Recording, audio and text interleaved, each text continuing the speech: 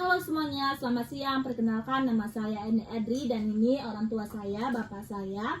Kali ini kita akan membahas tentang suatu topik yang menarik nih, dimana hari ini kita akan membahas tentang demokrasi. Jadi langsung saja kita berdiskusi dengan bapak saya. Oke. Menurut bapak nih, ketika Eni mengatakan kata demokrasi, apa sih yang terwujud atau yang terlintas dalam pikiran bapak ini?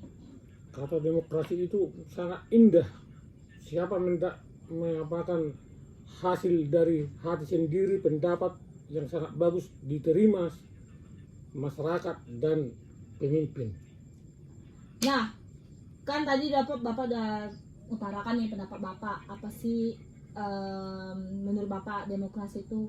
Waktu bapak dengar kata demokrasi, nah, tapi bapak tahu nggak sih kalau demokrasi itu sebenarnya tuh mulai muncul kalimatnya, mulai terkenal tuh pada abad pertengahan abad ke-5 sebelum Masehi. Udah tahu belum bapak? Belum tahu. Iya, karena bapak belum tahu, jadi ini bakal ngasih tahu ya pak.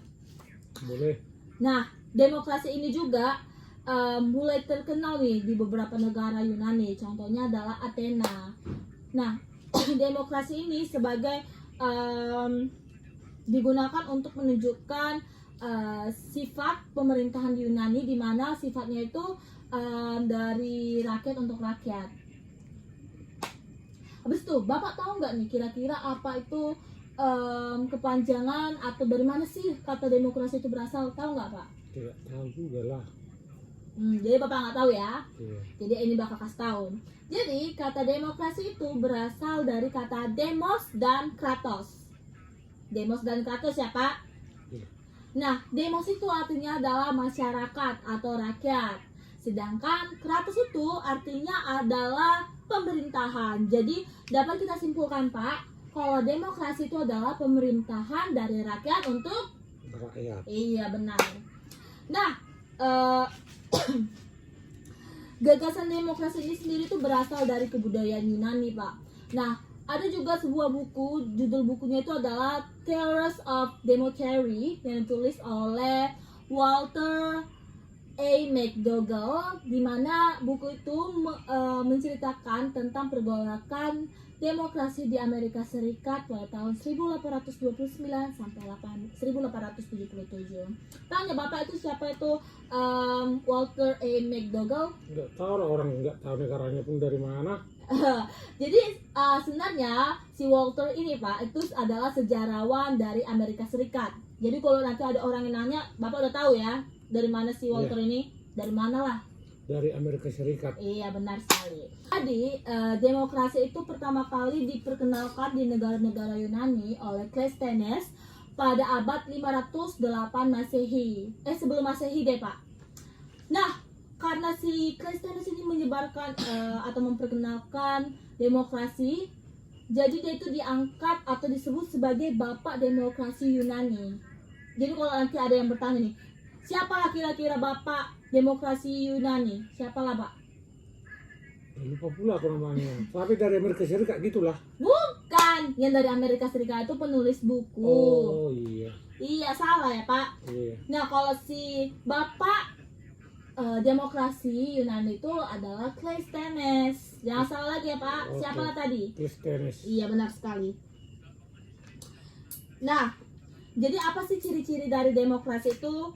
Siapa tahu kan, mungkin bapak tahu tapi nggak bisa mengutarakannya lah kan, ibaratnya. Jadi ini bakal jelasin apa saja sih ciri-ciri dari demokrasi itu sendiri. Nah, ciri-ciri yang pertama yaitu adalah memiliki perwakilan rakyat, di mana ini adalah legislatif yang mengurus. Kalau di Indonesia itu kita sebut DPR. Tahu nggak bapak kepanjangan DPR? Oh, Dewan Pertimbangan Rakyat. Bukan, bapak ini. Jadi DPR itu sebenarnya Dewan Perwakilan Rakyat. Oh iya. Apa tadi pak? Dewan Perwakilan Rakyat. Iya. Yang kedua, ciri-ciri yang kedua yaitu keputusan berlandaskan aspirasi dan untuk kepentingan bersama. Jadi ini bukan adanya kepentingan pribadi ya pak, atau mungkin kepentingan pejabatnya, bukan ya pak. Jangan salah. Nah, habis itu menyelenggarakan pemilihan umum. Kalau di Indonesia kan baru beberapa bulan ini ada kan Pak pemilihan umum. Iya. Iya, nomor berapa lah kita Pak? Nomor pemilihan umumnya. Itu kan rahasia, namanya pun Iya bebas juga sih. rahasia. Iya juga iya. Baru yang terakhir adalah terdapat sistem kepartaian. Jadi partai ini Pak itu adalah sarana untuk melaksanakan sistem demokrasi. Oke Pak. Lantas apa sih tujuan yang menjadi tujuan utama dari demokrasi ini? Menurut Bapak lah, apa itu tujuannya? Untuk membangun rakyat kalau prinsip saya. Tapi tak tahu sebenarnya yang jelas apa fungsinya. Sebenarnya Bapak yang sebutkan itu udah benar Pak. Tapi ada lagi yang lebih benarnya. Yang pertama Pak, yaitu adalah kebebasan berpendapat. Jadi kita rakyat-rakyat ini punya kebebasan tuh memberikan ide-ide kita, memberikan pendapat kita. Kayak misalnya ada sebuah pembangunan. Menurut kita pembangunan itu harus begini. Nah kita bisa nih berpendapat ke pemerintah. Oh iya. Iya. Yang kedua adalah mendorong masyarakat untuk aktif dalam pemerintah. Karena kita tadi tidak bisa diperbolehkan untuk berberi pendapat, akhirnya kita sebagai masyarakat ini aktif Pak dalam pemerintahan. Jadi bukan si pejabat-pejabat itu aja yang aktif. Nah, yang terakhir adalah menghindari perselisihan. Jadi karena adanya campur tangan dari rakyat ini, jadi mungkin bakal mengurangi perselisihan kemungkinan yang akan terjadi ya Pak. Jadi itu dia Pak pembahasan kita tentang demokrasi. Udah ngerti Bapak itu? Sudah. Mantap. Paham. Mantap. Jadi guys itu dia diskusi saya dan orang tua saya, bapak saya mengenai demokrasi. Terima kasih sudah menonton.